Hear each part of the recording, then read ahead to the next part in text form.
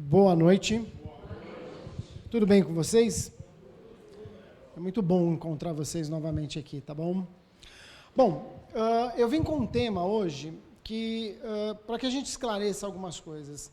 Kardec, antes de publicar o Livro dos Espíritos, ele publica um livro chamado O que é o Espiritismo. Tá?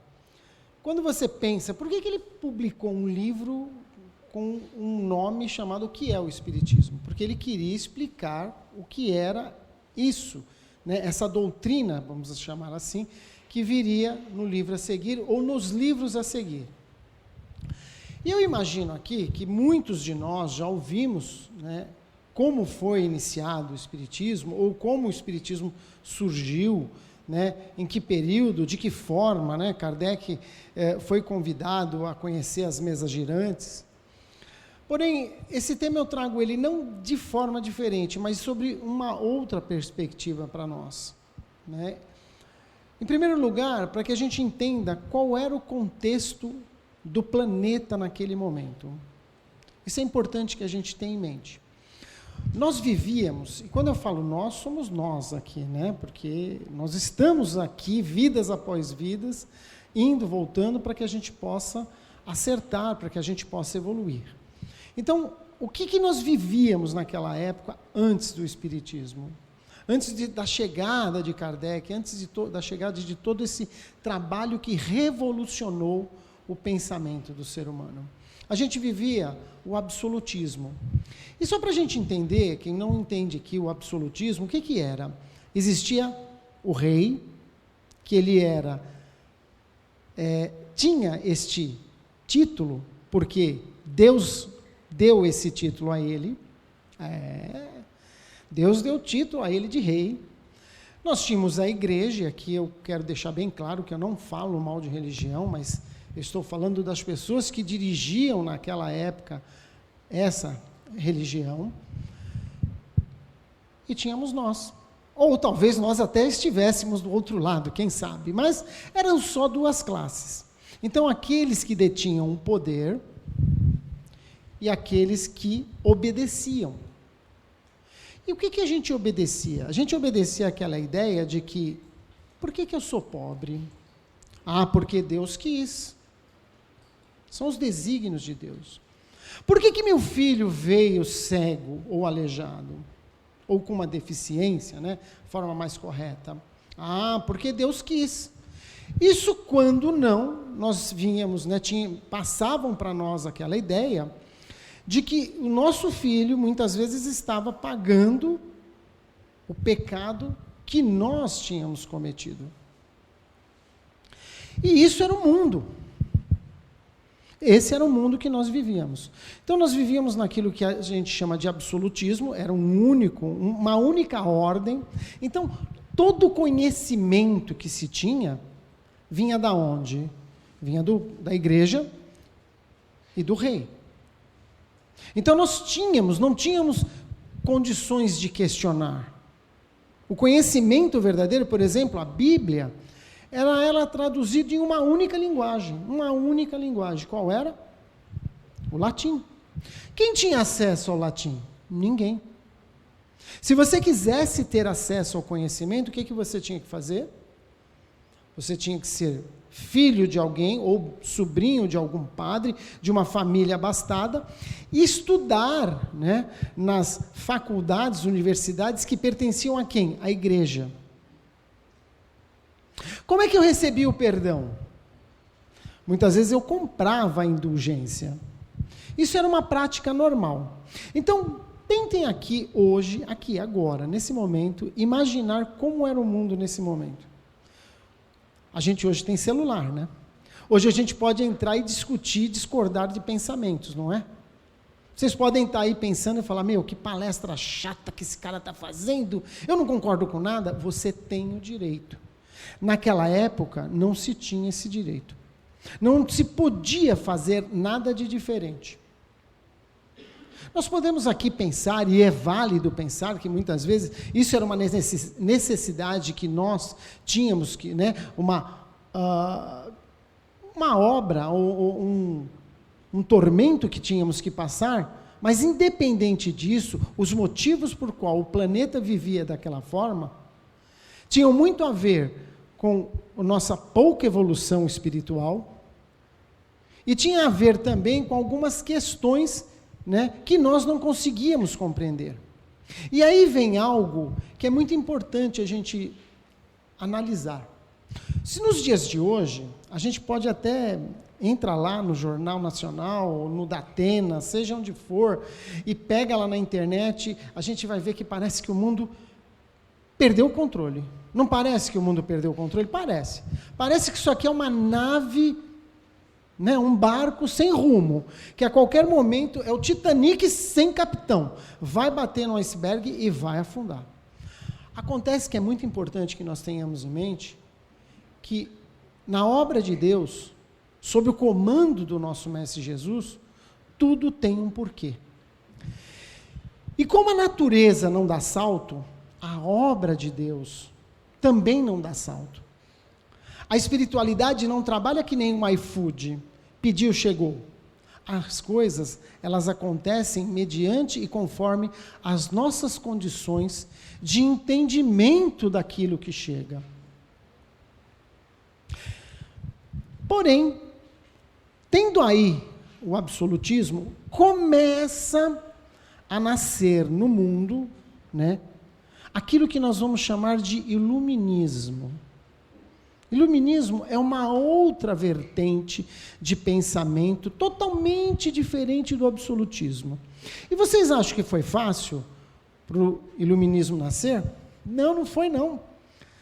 Essas brigas que a gente vê hoje de ideologias são fichinhas perto do que acontecia. Porque aqueles que detinham o poder, espíritos que eram sim atrasados, queriam manter esse poder. Outra coisa importante que a gente precisa ter em mente, que não foi assim, ó. Kardec um dia acordou, um cara bateu na porta e falou, você não quer conhecer o trabalho das mesas girantes? E aí Kardec foi lá, nossa, que legal, hein? Vou começar a escrever. Não foi assim. É um processo que o planeta passa. Então, quando começou esse processo de sair do absolutismo, que nós também podemos chamar de obscurantismo, para chegar ao iluminismo e na plenitude do iluminismo, nós vamos ter espíritos que chegam ao planeta. Sabe esses espíritos que muitas vezes a gente entra lá na internet e fala assim, quem foi Descartes? Né? O filósofo Descartes. E a gente às vezes não liga, né? A gente fala, Descartes é um cara importante, um filósofo, que ele criou aquela frase, penso, logo existo. E que, diga-se de passagem, olha, pensem comigo aqui. Sair daquilo em que eu sofro, porque Deus assim quis que eu sofresse, para uma ideia de que eu penso, logo existo, é um salto que, nos dias de hoje, para a gente entender algumas questões mesmo que são colocadas pelos espíritos, fica difícil. Mas mesmo assim, o que a espiritualidade faz? Vem trazendo ao mundo, vem fazendo com que reencarne no planeta, esses espíritos que vão trazendo o quê? Novas ideias, novos pensamentos. Então essa mudança desse paradigma de que há um absolutismo, que o rei é escolhido porque Deus escolheu para aquilo que eu penso, logo existo, é um salto muito grande para nós que somos espíritos atrasados naquela época. E não é só Descartes, nós vamos falar de vários espíritos, né? Nós podemos falar, inclusive, de Martinho Lutero, que foi um grande padre que lutou contra as indulgências. Foi através dele que ele brigava e dizia, não, se a Bíblia vai ser impressa lá no Brasil, ela tem que ser impressa em português, nada de ser impressa no latim. Porque assim nós vamos conseguir democratizar o conhecimento. Porque o conhecimento democratizado, o que é? É acesso a mais pessoas.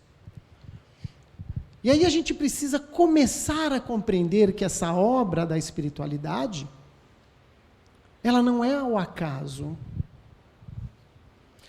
O trabalho dos espíritos, quando a gente vai falar, por exemplo, espiritualidade, manifestações mediúnicas, manifestações dos espíritos.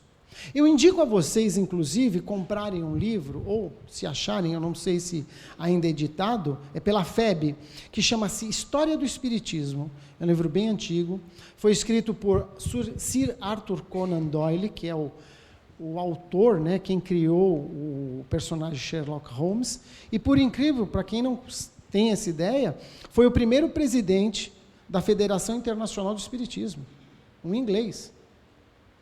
E ele escreve esse livro, e o que ele nos traz nesse livro é algo muito legal. Assim, é um conhecimento que muitas vezes expande a nossa mente. Expande. Por quê?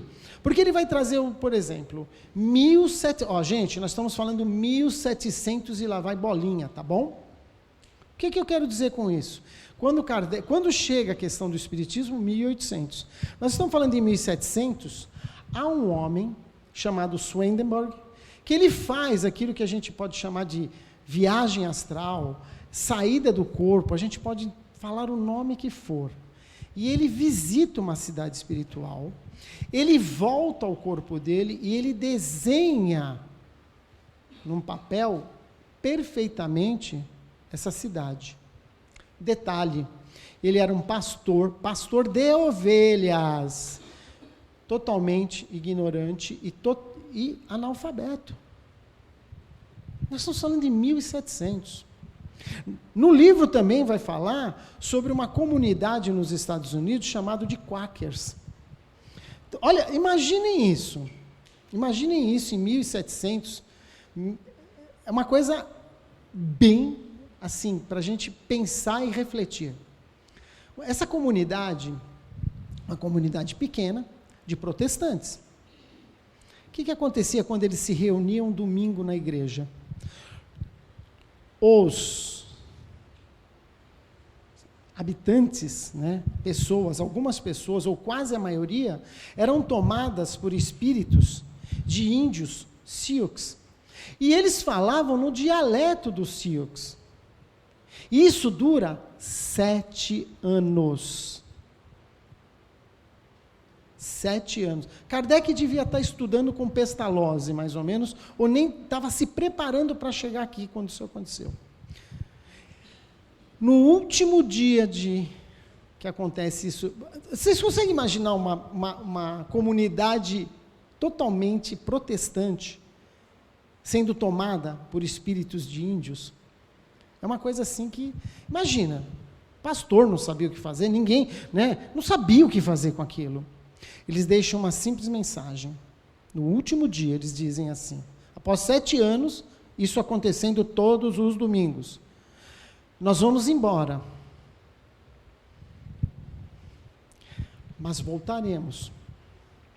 Quando voltarmos, nós tomaremos de palácios a choupanas. Exatamente, eles falam que são tantas luas, eu peço desculpas, eu não me recordo, né, quantas luas são, não me recordo mesmo, mas dado o tempo exato dessas luas que os índios falam, desse tempo, é onde tem o advento das irmãs Fox nos Estados Unidos. Não sei se vocês já ouviram falar das irmãs Fox. Vocês conhecem aquela tábua Ouija? Aquela tabuinha que a gente assiste nos filmes, põe a mãozinha e vai lá para o espírito maligno, né? Que nos filmes é sempre assim, né? Que isso é um perigo danado. Foram elas que criaram. O que acontecia nas irmãs Fox? Elas moravam em casebres de madeira, elas ouviam batidas lá fora, e assim, foi um negócio impressionante, porque o pai, a mãe, a comunidade ajudava, ficava do lado de fora para ver se tinha alguém batendo, e não era. Na verdade, era um espírito que iria se comunicar. Então, por que eu estou contando essas histórias que estão no livro? Porque quando a gente percebe, a gente vai vendo que há o quê? Uma invasão organizada pelo plano espiritual para que esse pensamento absolutista comece a vir por terra e comece a dar espaço para quê? Para aquilo que vai nos iluminar. E aí nós temos o nosso querido Kardec. Vocês acham que Kardec, ele teve facilidade? Tipo assim, Kardec, chega lá, você vai chegar lá e você já vai lembrar de tudo, vai estar tudo melzinho com, né, na manteiga, ou melzinho na chupeta, e você vai ter facilidade? E não foi não. Tanto é que os espíritos dizem para ele, olha, você tem todo o direito de recusar o trabalho. Nós já temos outras pessoas, ou outras, né, irmãos que assumirão o trabalho. Mas mesmo assim ele foi lá, né, assumiu o trabalho e fez essa belíssima obra. Aí vocês falam assim, tá, o que tem de diferente, né, nesse trabalho de Kardec, nesses livros que ele traz? São livros com perguntas e respostas. Duas coisas importantes. E aí a gente vai vendo como a obra de Deus e a organização da espiritualidade é maravilhosa. Com quem Kardec estudou na juventude? Pestalozzi. O que Pestalozzi ensinou para Kardec?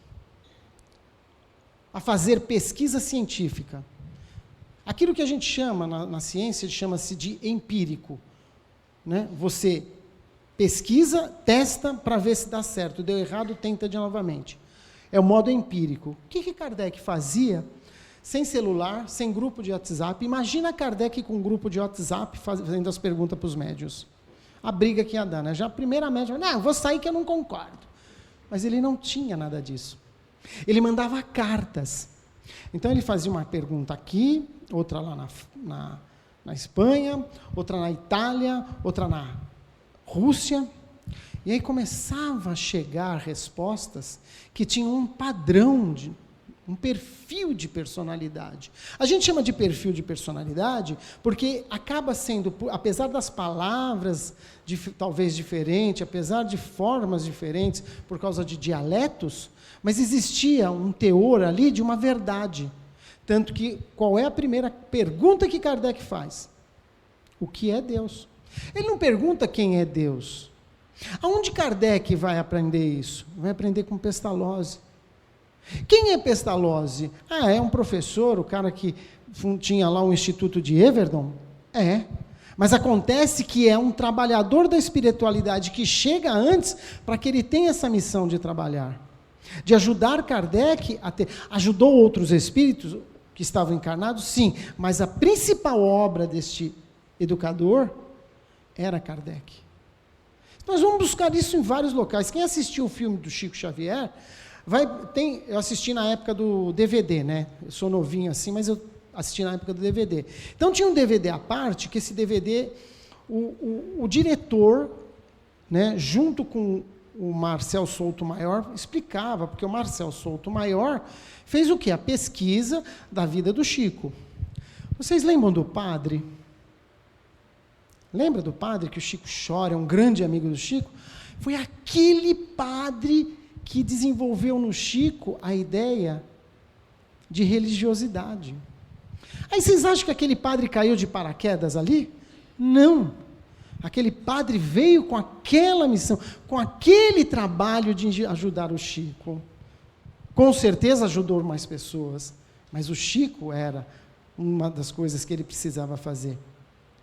Então, o Espiritismo, quando a gente pensa, a gente fala assim, cara, então o que é o Espiritismo? Em primeiro lugar, vamos tirar essa ideia de que a gente é uma religião. Não. Nós temos um lado religioso, temos um lado científico e um lado filosófico, mas não somos uma religião. A gente não tem um papa, a gente não tem aqui um padre, a gente tem a presidente do centro, não é isso?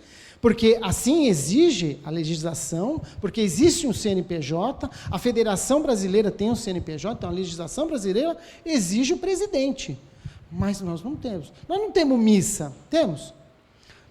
Nós não temos a hóstia. Não. O Espiritismo é um trabalho de homens e mulheres, de médiuns, que vieram e aceitaram seus trabalhos, as suas missões, com amor, com carinho, e com sofrimento. Ah, Luiz, mas eles precisavam, sim, mas não importa o que se precisa. Importante para nós que somos os espíritas, que estamos aqui hoje, é que a gente compreenda que nós aceitamos com bom grado e o que podemos fazer de melhor para nós e para o mundo. O que a gente pode contribuir para que o mundo continue evoluindo e que cheguemos aonde fomos criados para chegar? É isso que é o Espiritismo. O Espiritismo foi uma criação? Não. O Espiritismo foi um acontecimento de homens, mulheres e espíritos que aqui vieram. Quando a gente pensa, Luiz, mas tem os obsessores, e o que eles faziam? Também faziam parte da obra. Faziam. Porque é através deles que a gente via qual era o lado errado que não devia se seguir. Então, quando Deus assim o quer, é assim que acontece. E nós? O que nós temos pensado, ou o que nós temos feito como espíritas? Como nós encaramos? Como é que a gente encara, por exemplo, quando fala, olha, o que você acredita? Eu sou espírita. Você é aquela pessoa que fala assim, nossa, tem uma carteirinha, agora eu já vou para o céu. Eu sou espírita, Eu li lá, eu li como era o nome dela? Eu nem lembro da tadinha da escritora, mas não é deboche, né, que eu não lembro o nome dela. Eu li Zíbia, eu li um livro da Zíbia, menina, Nossos Eternos, tão lindo. E já me tornei um espírita? Não. É muito mais profundo isso. É ter em mente que estar sentado nesse banco é um privilégio para mentes que realmente estavam preparadas para entender o processo de sair do absolutismo para entrar no iluminismo. É um privilégio de mentes que querem realmente e têm coragem de buscar a melhora. Cada vez que eu entro num curso, cada vez que eu faço uma palestra, cada vez que eu ouço essa palestra, cada vez que eu tento entender a minha estada nesse planeta, o que eu preciso fazer, isso é uma coisa muito interessante, porque eu costumo dizer que isso ajuda a gente a ampliar o nosso cérebro. Eu não quero entrar nisso agora não, porque é um negócio muito bacana, o nosso cérebro. Mas eu tenho certeza, e eu digo do fundo do meu coração, com as bênçãos da espiritualidade aqui para vocês. Muitas vezes nós procuramos o quê? Nós procuramos saúde mental. Nós procuramos paz. Nós procuramos o quê? Saúde. E eu digo, do fundo do meu coração, como um psicólogo, hoje, que exerço a minha profissão, a doutrina espírita pode oferecer muito disso. E a doutrina espírita pode nos ajudar a encarar algumas vicissitudes e algumas coisas que há no mundo, algumas dificuldades de compreensão, que podem elevar em muito a nossa saúde e, com certeza, melhorar a nossa qualidade de estar aqui nesse planeta. Então, vamos refletir, meus irmãos. Quando nós pensarmos ou formos responder, sou espírita, lembre-se que houve uma geração de espíritos que aqui estiveram e que fizeram um trabalho brilhante para que a gente estivesse aqui hoje, nesse exato lugar, nesse ambiente de luz e de paz. Isso é o Espiritismo. Isso é um modo de vida. Por isso que eu disse, não somos uma religião, mas somos um modo de vida, uma forma de enxergar, de forma diferente, com mais amor, com mais qualidade, o mundo que se defronta à nossa frente. Porque ser espírita não é o que eu posso somente fazer de bondade, mas é o quanto eu tenho a capacidade de sorrir para que o meu próximo possa também sorrir junto comigo. Isso é ser espírita. Isso é o Espiritismo em nossas vidas. Muito obrigado. Que a doce paz de Jesus esteja no coração de vocês e até uma próxima vez.